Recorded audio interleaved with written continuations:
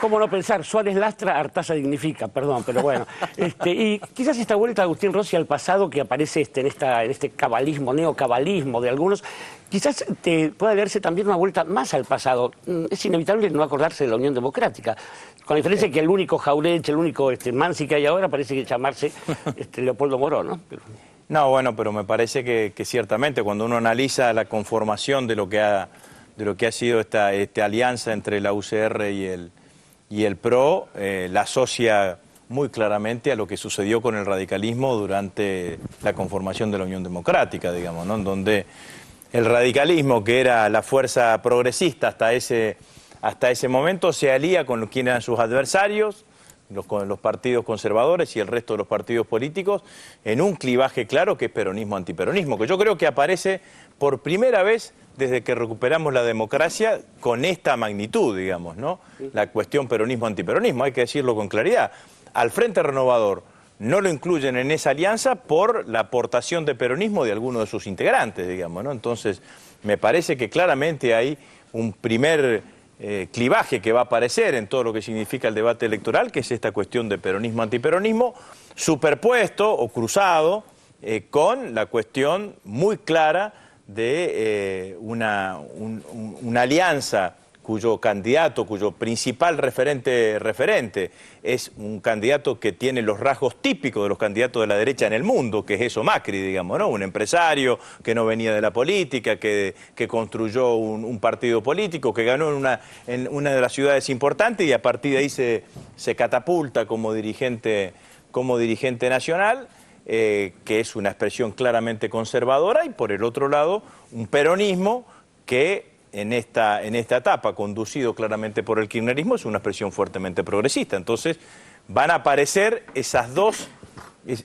clivajes, yo creo que superpuestos en el proceso electoral. Y no va a haber espacio para más nadie, esto también lo quiero decir, digamos, no va a haber espacios para terceras opciones o cuartas opciones. Todo aquel que se considere progresista en la Argentina, ante la eventualidad de una candidatura de Macri, va a acompañar la fuerza progresista más importante, que es el kirchnerismo. Y todo aquel que se considere peronista, no van a acompañar a una fuerza política de los cuales lo echó, digamos. Lo de Duhalde es inentendible, digamos. Hay que decirle, no te van a poner a vos tampoco ahí, digamos, ¿no? Porque te van a impugnar por esa condición, digamos, ¿no? Pero me parece que así ha quedado conformado el escenario político. Y es cierto que se van a poder confrontar claramente iniciativas y proyectos, hay que decirlo con claridad. Digamos, el triunfo de un proceso político encabezado por Macri es volver a los 90. Es así, es una Argentina con el 18% de desocupación, es una Argentina con involución de las políticas sociales, es una Argentina en donde el Estado va a dejar de ser un Estado activo. Nadie puede pensar de que Macri, que votó en contra de todos los procesos de recuperación de la presencia del Estado, vaya a hacer lo contrario si llega a estar en el gobierno. ¿Por qué le tengo que creer yo que no va a privatizar de nuevo el sistema jubilatorio si votó en contra cuando estatizamos la FJP? Y obviamente lo que tiene de parecido a la alianza de los 90 es su fragilidad, que es lo que quedó demostrado claramente en el informe, digamos, ¿no? Es una fragilidad que surge de las posiciones contrarias que han tenido estos nuevos socios políticos en el pasado reciente y en la mirada que cada uno tiene de ese proceso, digamos, ¿no? La verdad que cuando uno dice, bueno, ¿qué van a hacer con YPF? El radicalismo acompañó la recuperación de YPF, Macri no acompañó, cree que YPF va a ser privada. Bueno, ¿qué es lo que van a hacer alrededor? ¿Qué van a hacer con la política de derechos humanos? Por eso, a mí me parece que cuanto más ahora que nunca, lo que se impone es que nosotros desde el oficialismo interpelemos a través de un debate. Nosotros tenemos que debatir, tenemos que obligarlo a que debatan, a que digan lo que piensan hacer. Porque la realidad es que nosotros somos un espacio político que gobierna hace 12 años, que tenemos en esos 12 años gestión para decir sobre lo que quisiésemos, digamos, ¿no? Porque la verdad que sin duda han sido estos 3 gobiernos, primero el de Néstor y los otros 2 de Cristina, los mejores gobiernos de los últimos 50 años. Y tenemos una propuesta de cómo resolver los temas. Sabemos cómo resolver los temas. Somos una fuerza que ha estado en el gobierno y que ha afrontado cada uno de los desafíos. Entonces, lo que no tenemos que dejarnos es que nos ganen el debate o que nos ganen el escenario político en base a posicionamientos, a frases hechas, a lugares comunes. Tenemos que obligarlos a debatir, que digan qué es lo que piensan hacer. Porque la verdad que además ya nos pasó una vez con un presidente que al poco tiempo de ser presidente dijo, si decía la verdad, no me votaba nadie, digamos. Yo no quiero que para la Argentina pase esto, pero me parece que ahí es donde tenemos que puntualizar y entender también que el escenario político se ha modificado, digamos, con esta cuestión. Yo creo que vuelvo a decir, por primera vez, desde la recuperación de la democracia, hay un escenario clásico al que vivimos en la década del 50, de peronismo, antiperonismo. Eso es el radicalismo hoy. Ha convalidado ese escenario cruzado, superpuesto, con una propuesta claramente progresista, que somos nosotros, y con una propuesta conservadora, clásica de derecha, que es lo que va a proponer Macri, que parece como lo hegemónico. Porque no es, también esto hay que decirlo, no es un acuerdo entre pares. Claro. No es un acuerdo entre la UCR y el PRO. La UCR va al pie del PRO.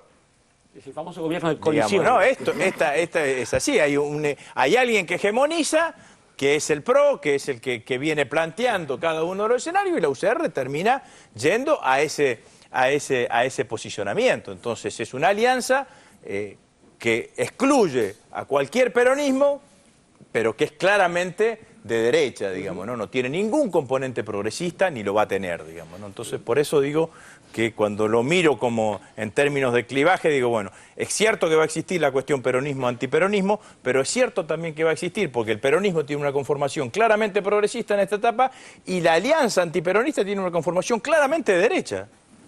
Claramente derecha en todo, en lo económico, en los derechos humanos, en los derechos individuales, absolutamente en todo. Entonces va a ser un debate mucho que yo creo que nosotros tenemos que animarnos a ese debate. Nuestros candidatos, yo me incluyo, digamos, tenemos que plantear claramente el debate de ideas, porque además las ideas de ellos son horribles, y esta es la ventaja que tiene ser progresista, digamos, ¿no? Que las ideas de la derecha son horribles. Por eso la derecha siempre se esconde en lugares comunes y en frases hechas, no intenta, bueno, vamos a resolver la cuestión de la seguridad, ¿cómo? Le preguntaba, digamos, ¿no? Y no avanzan nunca en el cómo. Entonces, nos preocupa que los jubilados cobren, bueno, ¿cómo? ¿Entendés? Entonces, esto me parece que es lo que nosotros tenemos que hacer en el proceso, digamos, ¿no? Sandra Russa. Sí, es cierto que lo del eje peronismo-antiperonismo es un eje que también es producto de una mala lectura de la realidad como la vienen haciendo, intermediados precisamente por los medios de comunicación, manejados por los medios de comunicación. Yo lo escuchaba a Sanz el otro día en la convención gritar, yo he dado el cuero, yo banqué con el cuero a los que se sacaban fotos con Massa y a los que se sacaban fotos con Macri. O sea, el tema era la foto. Es tan de derecha que lo acusan a Massa de populista. Claro. Digamos, es tan de derecha que lo acusan a Massa de populista, digamos, ¿no? Porque Massa también es un populista. Dicen, hay digamos, que remarla ahí. La verdad, hay que remarla ahí. Entonces tan de derecha que se pusieron en ese lugar, digamos, lo puso. Massa que hizo todo un esfuerzo para no ser eso, ahora le dicen, no, vos sos populista. Pero bueno, a lo que iba es que me parece que es producto, resultado de una mala lectura, porque como hemos ya señalado varias veces acá, incluso en la lectura del kirchnerismo, aunque el peronismo es la columna vertebral del kirchnerismo, el kirchnerismo es bastante más que el peronismo. Por eso dije que hay dos clivajes que se superponen. Digamos, va a estar el clivaje peronismo-antiperonismo. Está, porque lo plantearon ellos, se concibieron como eso, como una fuerza antiperonista. Ahora, esa fuerza antiperonista, su fuerza hegemónica es una fuerza política claramente de derecha. Digamos, no hay dudas que es una fuerza conservadora, una fuerza reaccionaria en su mirada económica, en su mirada de las libertades individuales, en su mirada de los derechos humanos. Bueno, eso es el PRO. Y también no hay duda que la conformación hoy del peronismo es el kirchnerismo, que es una fuerza claramente progresista. Entonces, me parece que van a ser dos clivajes que se van a cruzar. Yo, ¿qué diría? Digo, bueno, ningún progresista en la Argentina, digo en términos de clivaje, podría pensar que es bueno para la Argentina que Macri gane las elecciones, digamos, ¿no? Y también diría lo mismo de ningún peronista. Ningún peronista que pueda estar más lejos o más cerca del kirchnerismo, o más lejos o más cerca de nuestro gobierno, podría pensar que sea bueno que gane una fuerza política que parte como génesis, como hecho fundacional, que no quiere peronistas. Bueno, entonces esto es lo que digo. Entonces, el clivaje lógico que uno se imaginaba era el de una fuerza progresista, el kirchnerismo, contra una fuerza de derecha. Este clivaje del peronismo, antiperonismo, lo pusieron ellos, digamos, no lo pusimos nosotros, que siempre nos imaginábamos de la época de Néstor Kirchner que en algún momento la Argentina iba a ir a una conformación de este tipo, con una fuerza claramente progresista y con una fuerza claramente conservadora. Bueno, acá se han juntado las cosas y por eso decía lo de superpuesto. No sé, Dante, dónde hay que ponerlo, digamos, ¿no? Pero son dos cosas que aparecen claramente. Ahora, Rossi, eso que usted marcó 2 o 3 veces, peronismo, antiperonismo, que se da como clivaje hoy, en realidad, ¿no sincera a la sociedad y al pueblo argentino? Es probable que sincere, digamos. No sé si el término es sincerar. Lo cierto es que aparece como principal fuerza opositora una fuerza que dice todo aquello que tenga olor a peronismo no tiene que estar acá. Entonces, si no está acá, está acá.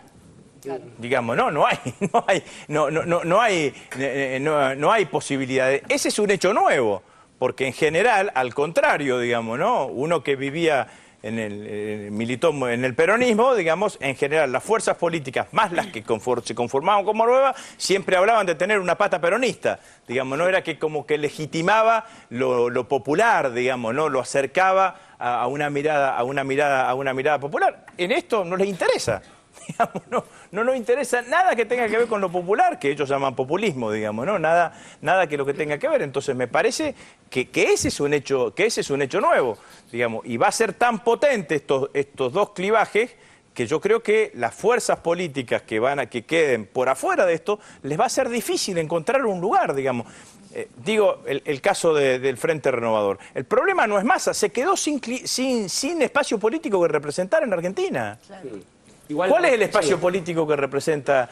¿Cuál es el sector de la sociedad que representa Massa? ¿Qué pasa con el progresismo de Stolbizer y demás?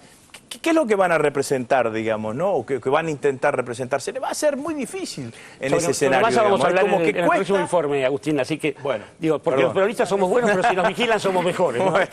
¿Lolita? Sí, no, una pregunta con respecto porque, digamos, está claro y coincido con lo que planteas en el tema de este clivaje peronismo-antiperonismo. Ahora, el problema es justamente el anti en ese desconocimiento de todo lo que se ha avanzado, porque cuando uno ve cuáles son las propuestas que tienen, decís, bueno, esto es una propuesta de destrucción de todo lo que se ha reparado a lo largo de esta década. Y esto me parece que es lo que asusta, por lo menos a gran parte de lo que puede ser el electorado. Ahora, a otra parte esto lo debe seducir, supongo, porque si no, no se entiende. Ahora, en estos días, ayer, y te pregunto a vos porque fuiste un protagonista de lo que fue la discusión en el Congreso, de otro hecho que fue un parteaguas en el gobierno kirchnerista, como fue la resolución 125. Y ahora el gobierno acaba de anunciar esta segmentación de retenciones y que implica en realidad llevar a la práctica gran parte del acuerdo que se había logrado en diputados y que fracasó con el no positivo en el Senado. Sí, sí. Pero al mismo tiempo vemos a Macri diciendo, no, esto es beneficiar a los chicos, porque nos castigan a los grandes. En esta lógica, ¿vos crees que a lo largo de este tiempo, ese sector que fue tan radicalmente anti-kirchnerista, se dio cuenta o puede haberse dado cuenta de lo que perdió por esa negación, esa obcecación? Bueno, dos cuestiones. Primero yo quiero decir que sí, vienen a hacer, no iba a decir una mala palabra, pero destruir todo lo que hicimos nosotros. Si gana Macri en la Argentina, va a venir a cambiar este modelo. Va a ser un modelo que va a tratar de darle mayor rentabilidad al mundo del capital, para que haya mayor rentabilidad en el mundo del capital tiene que haber pérdida del poder adquisitivo del salario real. Para que haya pérdida del poder adquisitivo del salario real tiene que haber mayores niveles de desocupación. Para que haya mayores niveles de desocupación no tiene que haber consumo y no tiene que haber mercado interno. Y para que no haya consumo se tienen que eliminar o atenuar las políticas sociales que se llevaron adelante durante todos estos años. Van a empezar diciendo vamos a eliminar los subsidios, después van a empezar a decir estas empresas que no son lo suficientemente redituables, y van a hacer exactamente lo mismo que se hizo en la década del 90, digamos, ¿no? Esto es así.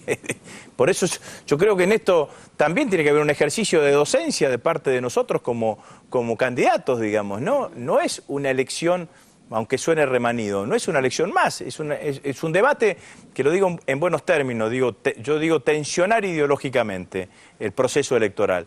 No estoy diciendo que haya que enojarse durante el proceso electoral, ni gritar, ni levantar la voz. Digo que hay que hablar de ideología en el proceso electoral. Que los argentinos vayan a votar y que no vayan a votar, como me decía mi abuela, de cuerpo gentil. ¿Te acordás cuando las abuelas decían de cuerpo gentil que andaban despreocupados, digamos? No, que no vayan a votar despreocupados, porque si eso ocurre, es el escenario que nos acerca más cerca a nosotros a un desenlace electoral desfavorable. Que los argentinos vayan a votar sabiendo lo que se está jugando. Es mentira que van a dejar la asignación universal por hijo.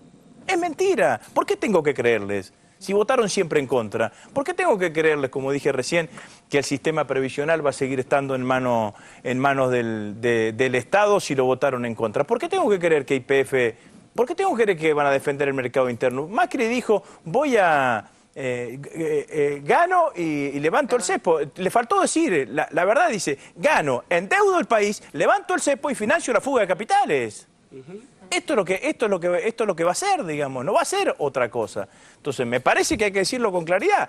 Si hay algo que ayuda a esta conformación electoral, es para que no haya dudas. Digamos, ellos van a hacer exactamente lo mismo, exactamente lo contrario de lo que hicimos nosotros durante estos años. Yo creo que lo de ayer de la presidenta es excelente.